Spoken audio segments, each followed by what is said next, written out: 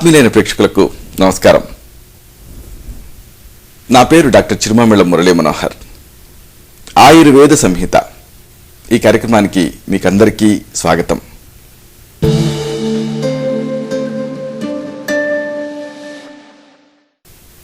ఈ కార్యక్రమంలో ఒక ముఖ్యమైన విషయాన్ని, ప్రాచీన ఆయుర్వేద రహస్యాల్ని తెలుసుకోబోతున్నారు.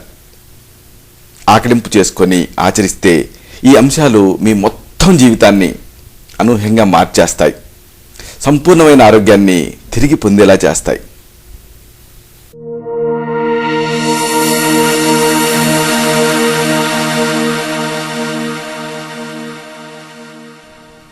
కంటి కింద వలయాలు చాలా పెద్ద సమస్య, చాలా సాధారణంగా కనిపించే సమస్య. ఇది కేవలం సౌందర్యపరమైన సమస్య కాదు, ఆరోగ్య సమస్య. అందుకే దీని గురించి సమగ్రంగా ఈ కార్యక్రమంలో తెలుసుకుందాం. ఈ మధ్యకాలంలో చాలామందికి కంటి కింద నల్లటి వలయాలు తయారవటం అనేది మనం చూస్తున్నాం. మానసిక ఒత్తిడి, ఎండ తాకిడికి ఎక్కువగా గురవటం, నిద్ర తగినంతగా లేకపోవటం, ఆడవాళ్ళైతే బహిష్టు సంబంధించినటువంటి సమస్యలు ఉండటం, మూత్రపిండాలు వైఫల్యం చెందటం, ఆహార సంబంధమైనటువంటి అనేక అంశాలు, ఇలాంటివి చాలా రకాలు కంటి కింద వలయాలని ప్రస్ఫుటం చేస్తాయి. ఈ సమస్యలు నేరుగా కంటి కింద వలయాల్ని కలిగించకపోయినప్పటికీ ఈ వలయాలు పెరగటానికి దోహదం చేస్తాయి.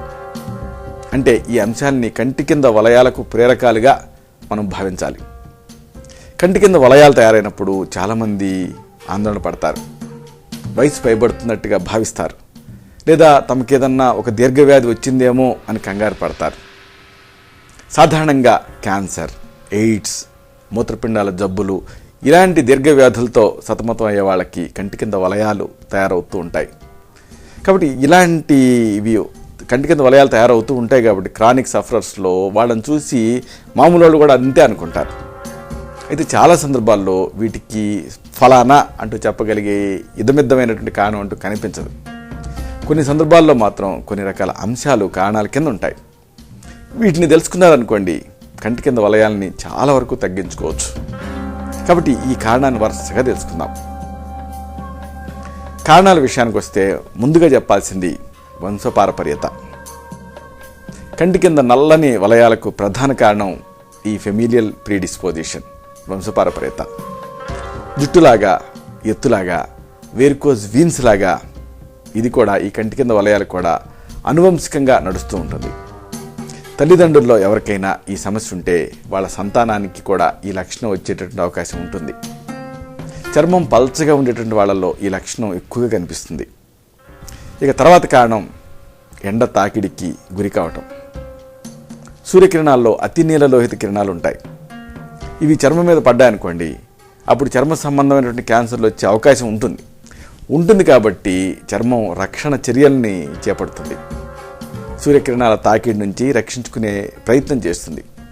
ఈ ప్రయత్నంలో మెలనోసైట్స్ అనే వర్ణకారక కణజాలాలు మెలనిన్ని తయారు చేస్తాయి.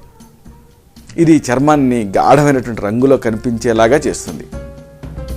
కంటి కింద చర్మం పల్చగా ఉంటుంది కాబట్టి ఈ మార్పు ముందుగా ఎక్కడ కనిపిస్తుంది అంటే కంటి కింద కనిపిస్తుంది.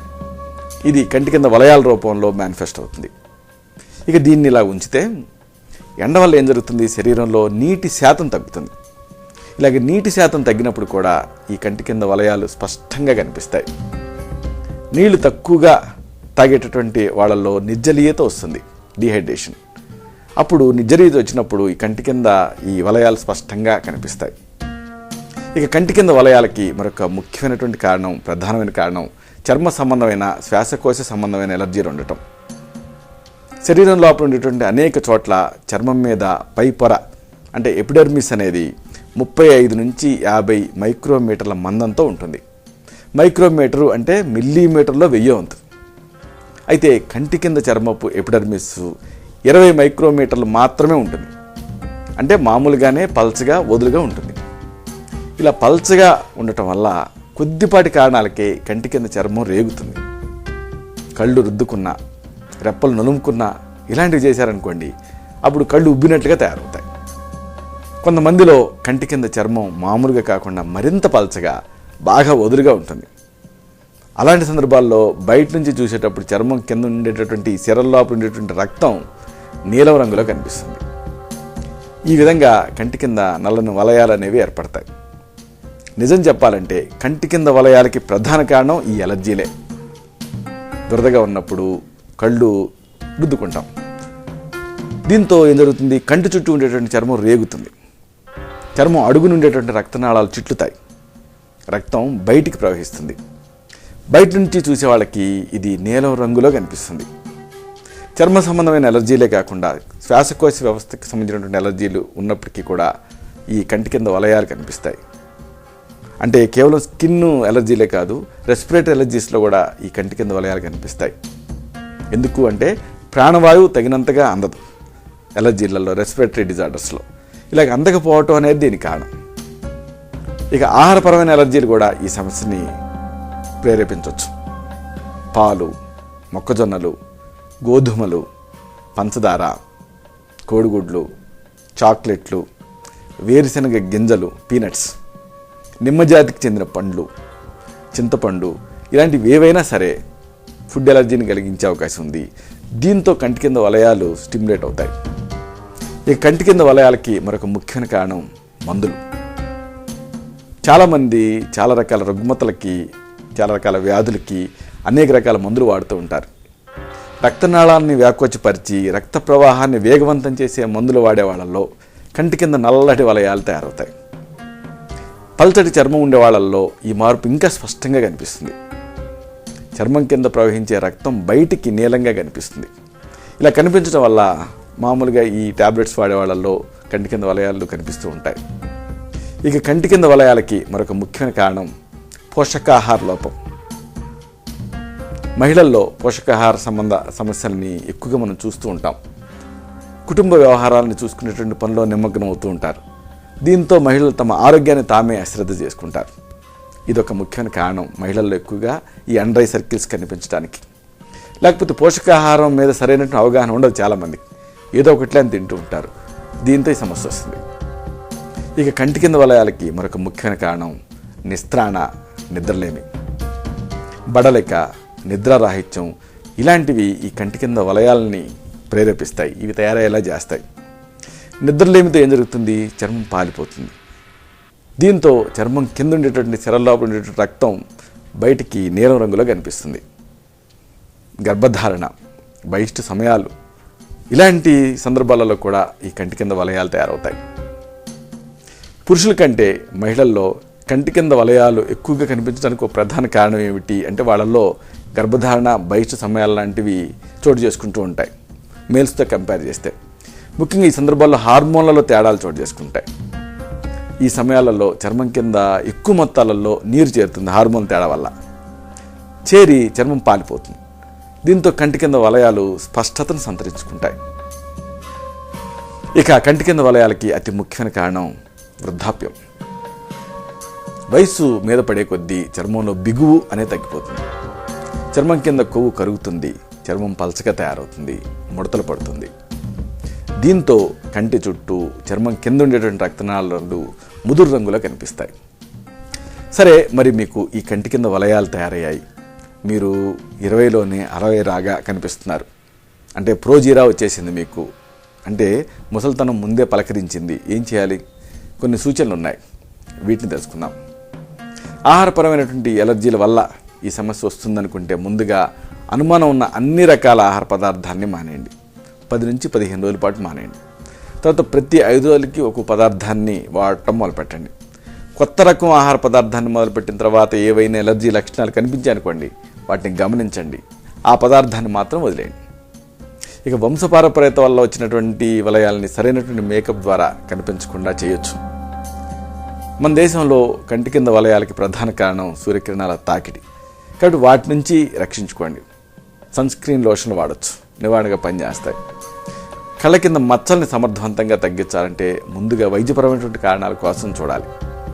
ఒకవేళ ఇంతకు ముందు పేర్కొన్న వాటిలో ఏదైనా కారణం అని మీకు అనిపించింది అనుకోండి, లేదా ప్రేరకం అని తేలిందనుకోండి, దాన్ని తగ్గించుకుంటే ఈ వలయాలు వాటంతట అవే తగ్గుతాయి. కంటి కింద వలయాలకి ఆయుర్వేదంలో సంస్థాగతమైన చికిత్సలు ఉన్నాయి. ఇవే కాకుండా అనేక రకాల లక్షణాత్మకమైనటువంటి చికిత్సలు కూడా ఉన్నాయి. ఉదాహరణకు పిండ తైలం అనే మందుకి కొద్దిగా నిమ్మరసం కలిపి ముఖానికి పూసుకొని ఆవిరి పట్టుకుంటే ముడతలు తగ్గుతాయి, వలయాలు కనిపించకుండా పోతాయి. అలాగే క్యారెట్ గింజల నూనె, బాదం గింజల నూనెలు ఈ రెండింటినీ కలిపి అప్లై చేసుకుంటే బాగా పనిచేస్తాయి. ఈ నూనెల్ని నిమ్మరసాన్ని కలిపి పైకి ప్రయోగించాల్సి ఉంటుంది. ఒక్కొక్కరి శరీరతత్వం ఒక్కొక్క రకంగా ఉంటుంది కాబట్టి ఎవరికి ఏది సరిపోతుంది అనేది ఆయుర్వేద వైద్య సలహాతో మాత్రమే వాడుకోవాల్సి ఉంటుంది. అప్పుడు పొరపాట్లకి ఆస్కారం ఉండదు. ఇక అందరికీ పనికొచ్చేటటువంటి ఒక చక్కటి క్రీమ్ తయారు చేసుకుందాం. కంటి కింద వలయాలు ఏర్పడుతున్నప్పుడు కారణం ఏదైనప్పటికీ కూడా వాటి తీవ్రతను తగ్గించుకోవడానికి ఈ లేపనం బాగా పనిచేస్తుంది. దీన్ని తయారీకి వాడుకోవాల్సినటువంటి పదార్థాలన్నింటినీ కూడా మీరు సేకరించుకోవాలి. వీటిలో కొన్ని ఆయుర్వేద షాపుల్లో కొన్ని మూలికలు దినుసులు అమ్మేటటువంటి దుకాణాల్లో దొరుకుతాయి. కొన్నింటిని మీ అంతటి మీరే సేకరించుకోవచ్చు. వీటిని సేకరించడం మీకు కష్టం అనిపిస్తే వైద్య సలహా తీసుకోవచ్చు. ఈ పదార్థాలు తెలుసుకుందాం. అశ్వగంధ చూర్ణం 1/2 చెంచాడు, గులాబీ రేకలు 1/2 చెంచాడు, పుదీనా 1/4 చెంచాడు, బొప్పాయి ఆకులు 1/4 చెంచాడు, వేపాకులు 1/4 చెంచాడు, బాదం నూనె 10 చుక్కలు, గంధం నూనె 2 చుక్కలు, కలబంద గుజ్జు 2 చెంచాలు. ఈ పదార్థాలన్నింటినీ ముద్దగా నూరండి. బాగా కలిపి పేస్ట్లా తయారు చేయండి. కళ్ళు మూసుకొని కంటి చుట్టూ ఈ పేస్ట్ని పూసుకొని మృదువుగా మసాజ్ చేసుకోండి. 1/2 గంట పాటు చర్మం దీన్ని గ్రహించనివ్వండి. తర్వాత గోరువెచ్చని నీళ్ళతో కడిగేసుకోండి.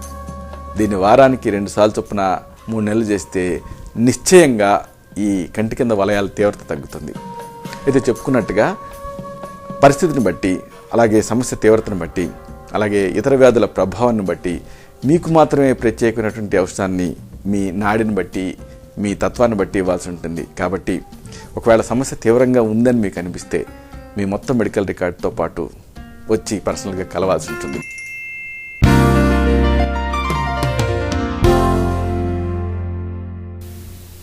చూశారు కదా, ఇది విషయం. ఈ కార్యక్రమం మీకు ఉపయోగపడిందని, ఉపయోగపడుతుందని ఆశిస్తాను. అలాగే ఇందులోని విషయాల మీద మీకు అవగాహన పెరిగిందని భావిస్తాను. దీనిలోని విషయాలు నలుగురికి చేరేలాగా 10 మందికి ఉపయోగపడేలా మీ వంతు సహాయం మీరు చేయండి.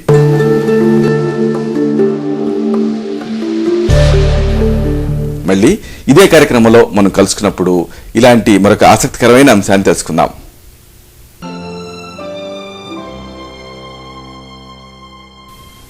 శతం జీవ శరదో వర్ధమానః, శతం హేమంతాన్ శతం వసంతాన్.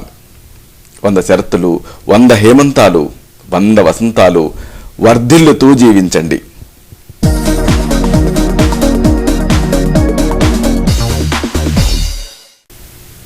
శుభం. డాక్టర్ చిరుమామిళ్ళ మురళీ మనోహర్, ఎండి, ఆయుర్వేదం, Raksha ayurvedic centre, Sarathi studios road, opposite state home, Ameerpet, Hyderabad 73. Phone 9177445454.